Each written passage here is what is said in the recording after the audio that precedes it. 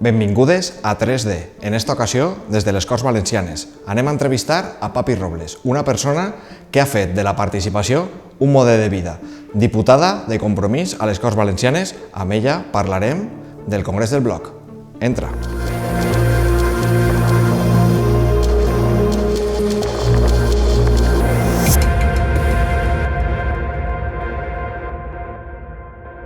Papi Robles, benvinguda a 3D, moltes gràcies per acceptar la nostra invitació.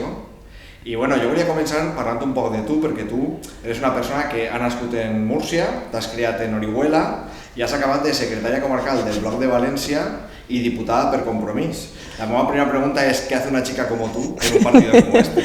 Això se pregunta a mon pare tots els dies de la vida, que ara me diu, però vosaltres sou nacionalistes, filla? I jo sempre dic, a veure com li explique jo a este senyor.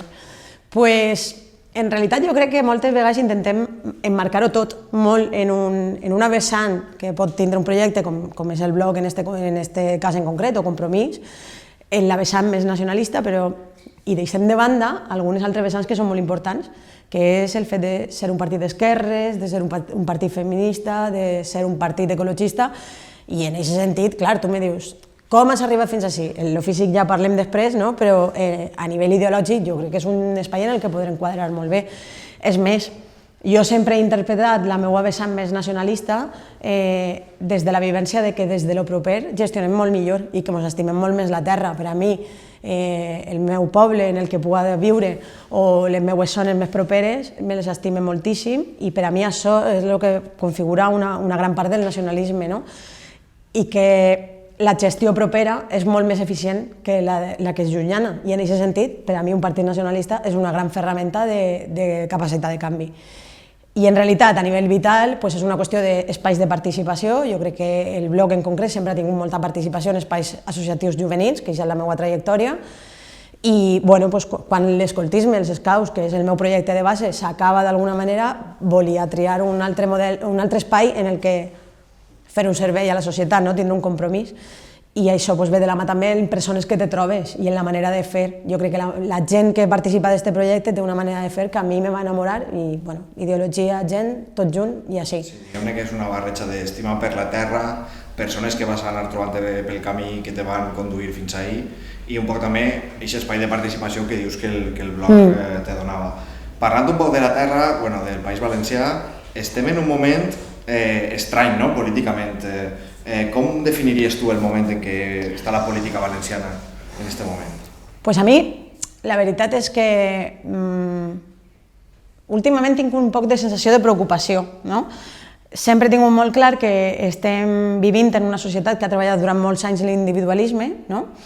I que lluitar en contra d'aquest individualisme des de la col·lectivitat ha sigut difícil, però és que ara en concret que tots els mitjans de comunicació i totes les xarxes socials fan que tinguem un consum d'informació molt ràpid i que moltes vegades no pugues contrastar la pròpia informació, crec que s'ha juntat aquest individualisme i aquesta velocitat d'informació i després alguna gent que està sabent aprofitar tota aquesta barreja per a fer missatges que estan generant odi, que a mi la veritat és que em preocupen molt. Però la meva actitud vital sempre m'ha dit que davant la preocupació i la crisi trobar alguna oportunitat, no?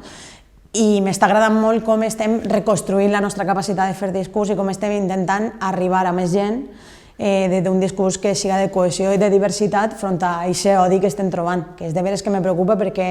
No és fàcil, no?, trobar la manera d'enfrontar el discurs de l'odi i de l'extrema dreta. Tenim molts dubtes, a mi me genera moltíssims dubtes perquè la meva naturalesa seria confrontar en allò que te presenten, però la veritat és que saben enganyar molt bé, no? Ells presenten alguna sèrie de qüestions que realment no és el que volen plantejar. Així tenim una realitat d'una gent que parla, en teoria, de coses educatives, que és mentira, que realment el que estan fent de soslaio és clavar odi i que al final has de veure com entres i fins i tot com fas un cordó sanitari, de dir determinades coses no vaig a passar per elles, no? En la meva vida, quan tinc alguna persona tòxica al costat i no pots construir amb ella cap relat, tu al final fiques una barrera per una qüestió sanitària, no?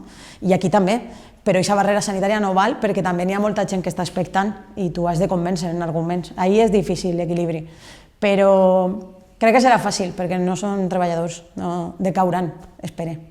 Som molt optimistes també. És un moment ja tens i complicat per la qüestió de l'extrema dreta, però al mateix temps esperançador, perquè sembla que en alguns aspectes com és el feminisme o el medi ambient, per fi comencem a ficar el foco en allò que de veritat importa, no? Jo sé que tu has presentat propostes en les Corts al voltant de temes com la B21 o el port.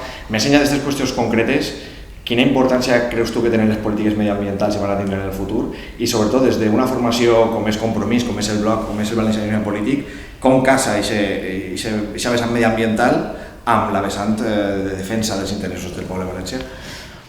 És que jo crec que casen perfectament.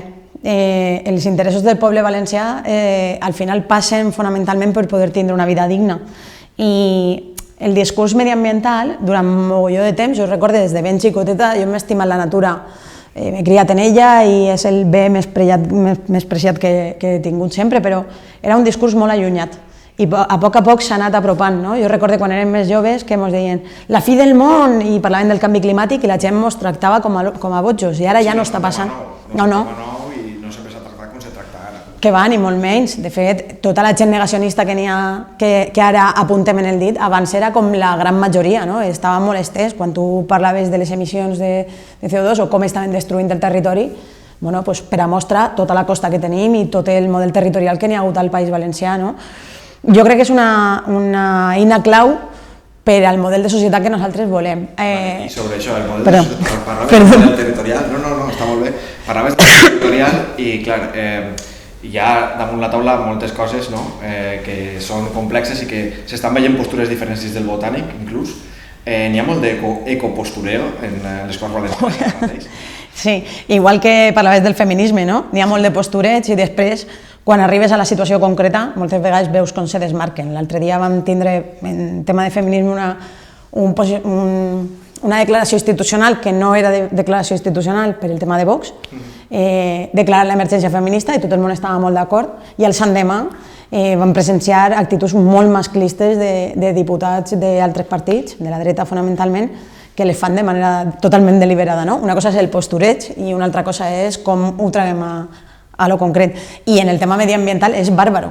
Com veus que el plantejament del canvi climàtic ha arribat, ens hem de fer responsables, no se ens pot tornar a produir una dana, que no estiguem preparades, no hem de fer infraestructures en el model gran, tot el món està d'acord, i després quan ho traus a la base, jo al·lucine. Tu parlaves de la B21, s'està fent en l'entrada de València una ampliació d'una carretera que és totalment innecessària i estem rebentant l'horta que està protegida, que hem dit que la volem protegir en la nostra legislació i tot el món està d'acord en fer aquesta legislació, però després a l'hora de la veritat trobes molt d'eco en l'acompanyament d'aquestes lluites. I parlaríem d'això, com parlaríem de tota l'entrada del corredor mediterrani, que també veus com s'ha de lluitar entre interessos que històricament sempre s'han defensat des del valencianisme front a la destrossa del territori. Jo crec que l'equilibri i el desenvolupament són complicats. La protecció del medi ambient de vegades és complicat i també hem de començar a reeducar-nos en que el creixement sostenible és una fal·làcia. Sí, de fet, jo crec que també Compromís en algun cas, tu parlaves de la B21, s'ha vist un poc confrontat en certes contradiccions i d'alguna manera hi ha gent que pensa que Compromís podia haver fet més en aquest tema o en altres qüestions a lo millor, perquè és difícil trobar el punt d'equilibri entre el que convé o el marge que tens i el que has de batallar. Bueno, jo crec que ahí n'hi ha dues coses. Una, quan tu mires per als interessos d'una ciutat o d'un poble en concret, i logrant la defensa del territori, i jo crec que a nosaltres també ens ha passat una altra cosa que ha sigut molt fonamental en aquests 4 anys anteriors, que al entrar a governar hem viscut una situació completament diferent i ens ha costat acoplar-nos. Jo m'he enfadat molt internament en Compromís, en moltes postures que hem vist al llarg de 4 anys, però que torni a tindre un moment d'esperança perquè estic veient que estem tornant al nostre espai. També sàpiguen la capacitat de canvi que tenim, no governem en solitari en cap lloc, per tant hem de quadrar en la gent en la que governem, però sense renunciar a algunes coses. Jo crec que hi ha línies roges que són irrenunciables. Bueno, jo no vull que t'enfades i per això tinc una sorpresa per a tu. Te demano, per favor, que mires el mòbil perquè crec que hi ha algú que vol dir-te alguna cosa, algú que tu coneixes. Ui, Àlex. 1, 2, 3. Hola, papi. ¿Cómo estás? Mira, jo m'agradaria saber, tu que eres una persona que l'acció política l'adreça a intentar que la gent visca el millor possible, a millorar la vida de la gent, m'agradaria saber d'aquestes accions palpables que fas per aconseguir això, quines accions, quins moments, en aquest sentit, recordes millor, t'han impactat més, t'han emocionat quan has aconseguit aquest objectiu, que és millorar la vida de les persones. Vinga, papi, salut. Ai, se queda tan ancho. No és una pregunta fàcil, També perquè no dus tant de temps en les Corts. No. Però igual fot de fora de les Corts, alguna cosa que hagis aconseguit. Tu has estat en els Scouts, has estat en els Consells de la Joventut. Pues sí, mira, además me vaig a dur a un altre espai, que és una cosa que jo crec que el meu perfil, la gent que me conegueu més, no és tant d'una acció cara fora, d'explicar el que faig, sinó de tindre accions molt properes, de gestionar qüestions que te trobes en el camí i que pots ajudar a la gent, no? Com bé has dit, clar, la meva vivència de participació més intensa ha sigut dins de l'escoltisme. I, bueno, doncs damunt era un escoltisme que estava vinculat a l'església, en tot el que això conlleva, no? Els nostres agrupaments estaven molts d'ells en parròquies i me vaig trobar un agrupament que treballava en un barri d'Alacant, que és un barri que tenia moltes necessitats socials i que era un agrupament molt implicat en ajudar i acompanyar en l'educació de molts nanos i nanes que no tenien aquestes possibilitats, i es van trobar que la parròquia va decidir fer-los fora dels locals que tenien, i això conllevava un tancament. És que era un agrupament que era al·lucinant perquè tenia vora 100 nanos, dels quals més de 40 aproximadament estaven becats perquè n'hi havia molta implicació per a que pogueren participar d'un espai de temps lliure educatiu que fora més igualitari, que tinguérem igualtat de condicions que altres xavals i xavales que participaven. I vam estar com a 3 mesos bregant-nos en l'església, i ja no bregant-nos sinó acordant en ells perquè era important que aquell agrupament continuara allí, perquè era molt injust que es feren fora, perquè això no tenia res a veure en la labor de l'església que ells parlaven que volien tindre. I és de veres que no és una acció directa, i això també ho vincula molt en el que fem en política, que tu veges directament el resultat, però el fet que pogueren mantenir el seu espai, això suposava que els educadors i educadores se pogueren dedicar a educar i que el projecte continuara. Això què és? És una manera de resoldre coses sense que lluïsca massa, que és una fórmula que a mi m'agrada molt, i donar-li molt de suport i molt de recolzament a projectes que de veres tinguin sentit. Igual podria imaginar moltes més coses, però... No, però això és un bon exemple, perquè a més m'agrada que, no sé com ho fas, però en totes les preguntes apareix la participació. Jo de fet és que tenia una pregunta sobre això que anava més avant, però te la vaig a fer ja. Bueno, tu saps que estos entrevistes que estem fent, les estem fent un poc en el marc del Congrés del Bloc, que es produirà el juny de 2020, d'ací uns mesos, i jo volia preguntar-te si tu creus que aquest congrés ha de servir també per a que millore la participació dins del Bloc i se creen nous espais de participació. I com se fa això? Tu que vens de fora un poc i ho has vist en altres espais? A veure, jo si un congrés no servís per a millorar la participació que tenim interna, doncs jo què sé, no sé aleshores per què servís, no? Però, clar, de totes maneres no m'agrada solament vincular-lo a lo que passe aquest cap de setmana, perquè al final aquest cap de setmana és una ferramenta per al projecte que va vindre després, no? I clar que sí, jo espero que se millore molt. Nosaltres hem viscut una situació que hem canviat, en la que el nostre partit al final treballava molt també a la interna i la pròpia militància estàvem com a molt cohesionades, participàvem molt en moviments socials, estàvem molt implicades en tot el que passava en el carrer, i això ha sigut una de les fortaleses que ha tingut Compromís, i hem tingut un canvi. I estem tardant en acoplar-nos al canvi, però jo crec que tot això s'està plantejant cara a això, a acoplar-nos de nou. Quan dius el canvi parles del moment en què entrem al govern. Clar, perquè de sobte tots els nostres esforços s'han hagut de dedicar també a aprendre a governar en coalició, a estar treballant des d'esta part, no? Però, clar, moltes vegades no tenim... Això no és una maquineta que va creant militància i que va creant persones implicades, no? I ahir hem tingut un desequilibri i crec que ara hem de treballar molt en això. Vull dir, hem de tindre gent en el carrer, ja no és tan important que tinguem quadros en el partit, el més important és que tinguem una xarxa molt gran de gent que participe, que estigui molt implicada en la societat, perquè això ens facilitarà molt la faena. I ja, perdó, no la nostra faena de que ens escape la nostra manera de governar, sinó de que de veres puguem donar resposta a les necessitats que té la ciutadania, no? Aleshores, que ojalà i este congrés ens apuntaran 300 persones de colp i ojalà això faci que el nostre partit siga un partit hiperatractiu per a mogolló de gent que tinga necessitat de participar i que se pugui implicar, que reestructurem tots els col·lectius locals i que la gent trobe un poquet una altra vegada la convicció de participar. I també de portes cap a fora, no? Perquè fa poc hi un article que parlava precisament d'una certa desconnexió de compromís, parlava de la ciutat de València, de compromís en les entitats i els moviments socials, no? D'alguna manera jo crec que això és important també que ho recuperem. I ja que te comenté de València, tu que estàs en València però eres de fora de València, però eres secretària comarcal de València, la pregunta seria, des de Compromís i des del Bloc critiquem molt el centralisme de Madrid, València és centralista? Buah! Dins nostre, a muntó. Dins nostre o en general? Som moltíssim, molt centralistes. A més, el territori del País Valencià, ja només que la pròpia configuració que té, dona moltíssim per això. Tu baixes a Oriola i Oriola és un altre món completament diferent a València i a més València no vol veure això. I al final no ens adonem que la gran quantitat de recursos que disposa l'administració i totes les facilitats que disposa l'administració estan així. I estan centralitzades a 180 quilòmetres d'una zona, i parlo d'Oriola perquè és la meva referència, però que hi ha males comunicacions, hi ha una situació cultural completament diferent perquè al final els territoris que són linderos connecten moltíssim i la gent que està més al sud també té altres influències que envolten d'integrar-les, el que fem moltes vegades és menysprear-les. Tu saps la de vegades que me diuen a mi ui, és de Múrcia, a veure que això, així, s'adona mogolló.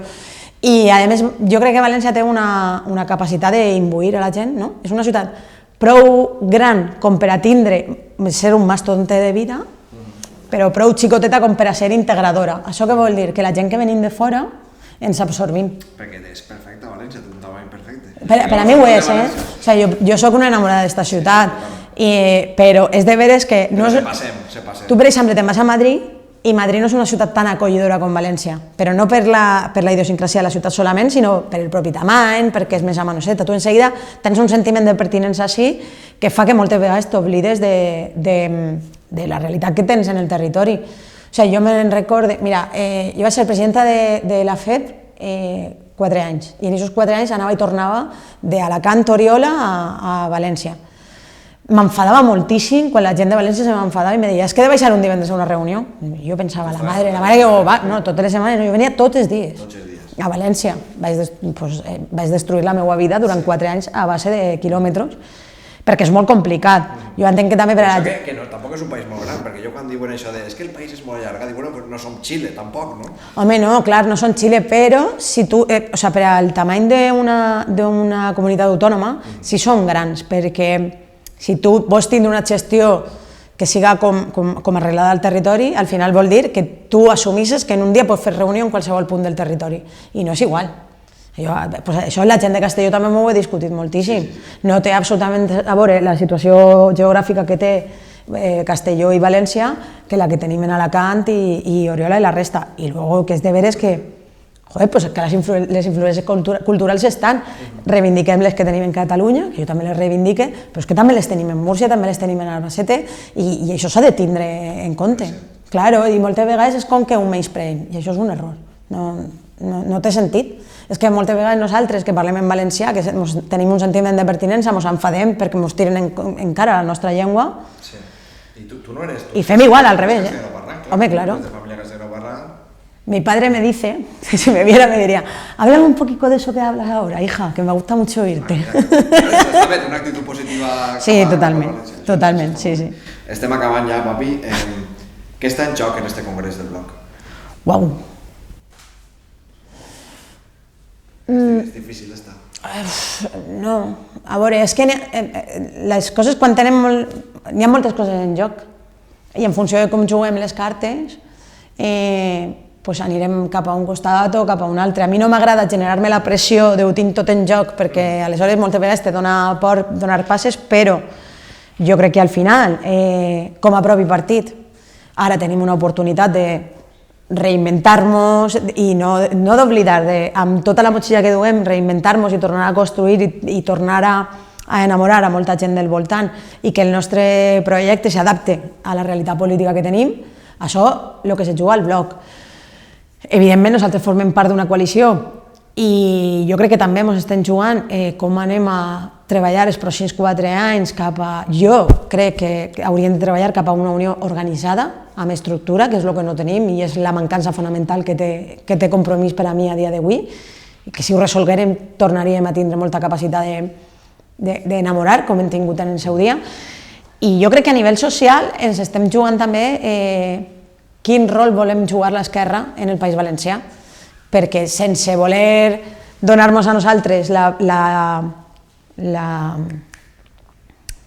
jo t'ho diré, com si dir que nosaltres som l'única esquerra, no? Bueno, no sé dir això. Sense voler dir això, sí que pense que tot el que anem fent els partits d'esquerra en aquests anys, en els nostres congressos, marcarà també l'estil que la pròpia esquerra hem de tindre. I hem de veure el llenguatge que utilitzem i com som capaços de seduir a la nostra població, però no per governar nosaltres perquè nosaltres governem i ja està. Com aconseguim seduir a tot el món per a convèncer-los de que estem oferint un model igualitari. Perquè jo vos jure que no puc entendre que la gran majoria de la gent busque un model desigualitari i que empodere més a les persones enriquides que a les empobrides. Això no pot ser. La majoria de la població que tenim ahí fora no està enriquida. Aleshores, tire pedres sobre el nostre sostre de que alguna no estem comunicant bé per a que aquesta gent no estigui convençuda. Sí, moltes voltes tindre la raó no significa que te la donen. Efectivament. I, bueno, acabem ja, papi, moltes gràcies. Jo me quedé en una frase que has dit que m'agrada molt, que és que necessitem tornar a enamorar. Ai! Sabes lo que necessitem, moltes gràcies. Ai,